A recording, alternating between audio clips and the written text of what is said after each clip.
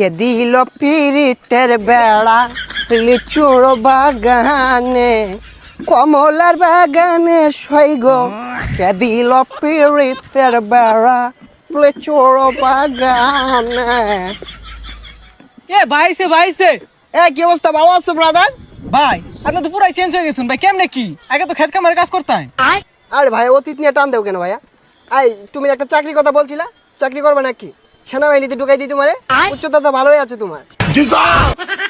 ভাই আমি যে উষা, আমার তো পুলিশে নেয় না, সেনামিতে ঢুয়ে দিবেন কেমনে কি ভাই? আরে সমস্যা নাই, সেনাবাহিনী আমার কাছে ছোট ভাই। তুমি যদি 2 ফুট উঁচা হও তাও তোমারে ঢুকাই দিব না মানে চাকরিতে। আচ্ছা ভাই ঠিক আছে, একটা চাকরির ব্যবস্থা করে দিন যে। এই ভাইয়া দাঁড়াও, একটা ফোন দিই। হ্যালো কদম আলী, এই মুড়ে আমার গাড়িটা নিয়ে আসো তো। কি কোন ভাই, এই সিভার ওটা এত বড় গাড়ি ঢুয়াইতেছেন ঢুকবো?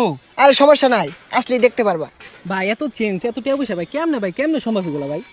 এই যে ভাই আপনার গাড়ি।